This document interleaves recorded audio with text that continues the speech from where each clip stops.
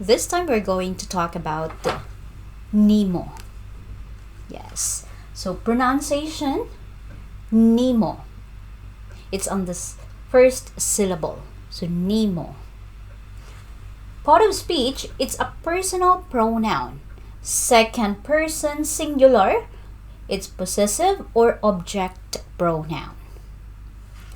And for contracted form, so there is no official contracted form. So it's still the same, Nimo. But it is sometimes shortened in casual speech, depending on sentence rhythm.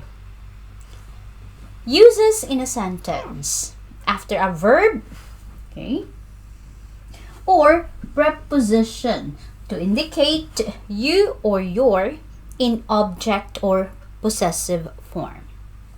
For example, after verb, gihatagan nimo. So it means you gave. So here is the verb gihatagan and the pronoun nimo. So after a verb. Next is after a preposition. So para nimo. It means for you. So here's the preposition para, and after the pronoun nimo. Remember, it cannot be used as a subject. So that would be ikaw or the contracted form ka. Now let's have common phrases of Nimo. So para Nimo, it means for you. Gikan Nimo, it means from you. Unsa man naa nimo, it means what's with you. Wala ko nagdahom ana nimo, it means I didn't expect that from you. This time let's talk about the detailed usage of Nimo. So Nimo, okay, acts as the non-subject form of ikaw or ka, means you. So it answers the question, who received the action or whose.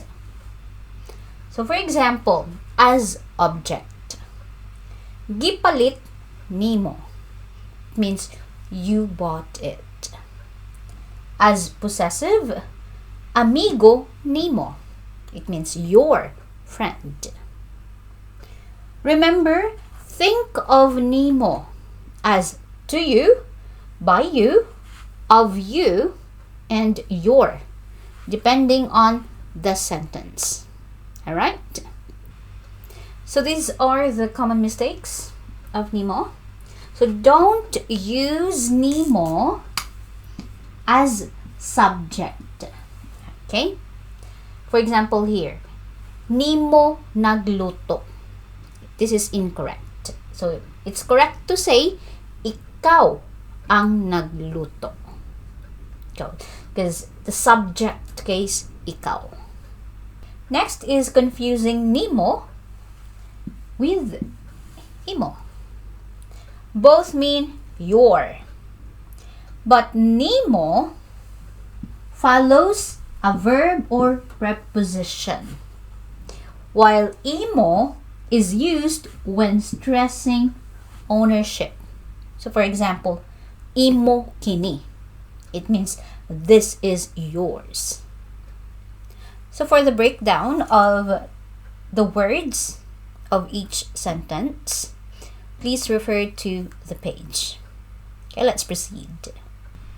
Now let's have an exercise. So please choose the correct answer for each question. Number 1.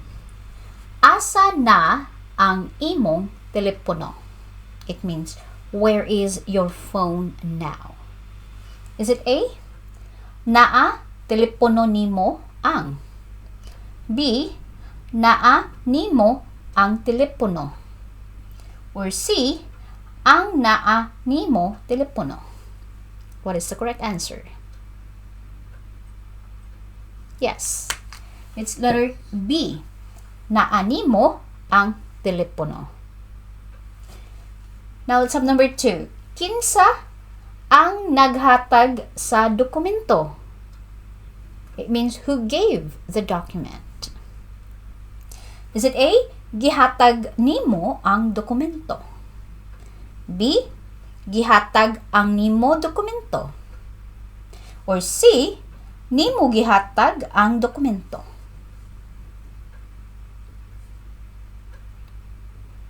Yes, the answer is gihatag nimo ang dokumento. Number 3, para kinsa ni nga regalo?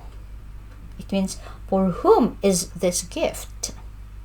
Is it A, ni nga regalo para nimo? B, para ni nga nimo regalo? Or C, para nimo ni nga regalo? What is the answer? Yes, it's letter C, para nimo ni nga regalo. Number 4, kinsa ang nagdala sa bag? It means, who carried the bag? Is it A, gidala ang bag nimo? Is it B, nimo gidala ang bag? Or C, gidala nimo ang bag? What's the correct answer? Yes, it's letter C, gidala nimo ang bag. Number 5, kinsay nagsulat ani nga nota? It means, who wrote this note? Is it A, gisulat ani nga nota nimo? Is it B, ang gisulat nimo ani nga nota? Or letter C, gisulat nimo kini nga nota? What's the answer? That's right, it's letter C, gisulat nimo kini nga nota.